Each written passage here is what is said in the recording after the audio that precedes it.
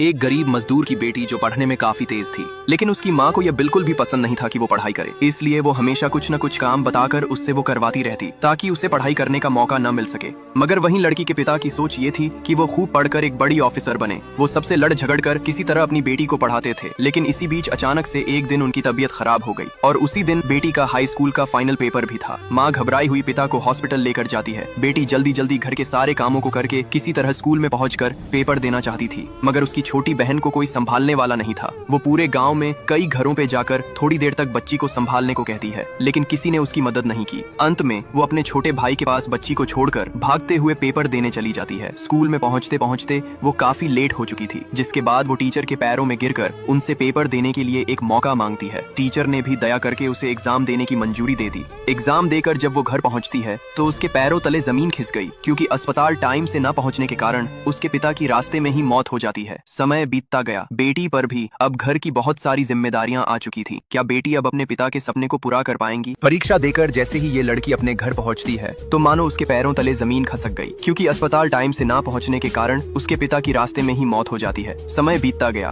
बेटी पर भी अब घर की बहुत सारी जिम्मेदारियां आ चुकी थी, जिसके कारण उसे अब पढ़ाई करने का भी मौका नहीं मिल पा रहा था। एक दिन जब वो अपने घर के कामों को कर रही थी कि तभी भागते हुए स्कूल के हेडमास्टर उसके घर आए और बच्ची को बताते हैं कि गुड़िया, तुम पूरे स्टेट में फर्स्ट आई हो। ये सुनकर बच्ची की खुशी का ठिकाना न रहा। वो अपने पिता को याद करते हुए कहती है कि पिताजी, मैंने आपके सपने को पूरा कर दिया। इसी बीच वहाँ पर कुछ पुलिस ऑफिसर आ गए और लड़की के मामा को पकड़कर ले जाने लगे। जब हेडमास्टर इसका कारण पूछते हैं तो पुलिस ऑफिसर बताते हुए कहता है कि सर, इस बच्ची के पिता का खून इसी आदमी ने किया है। ये सुनकर उसकी मम्मी के मानो होश उड़ गए। वो चीख चीख कर रोने लगी। लड़की का मामा अपनी बेगुनाही साबित करते हुए बताता है कि ये सब उस जमींदार ने करवाया है, मगर उनकी बातों पर किसी ने ध्यान नहीं दिया। समय बीतता गया। कुछ समय बाद जब स्टेट की सीएम बच्ची की फोटो न्यूज़पेपर में देखती है तो उन्होंने बच्ची के पढ़ाई का पूरा खर्चा सरकार को उठाने का ऑर्डर दिया और बच्ची से मिलने उसके गांव आती है। इधर जमींदार की लड़की की भी अचानक से मौत हो गई और उसे भी अपने कर्मों की सजा मिल जाती है।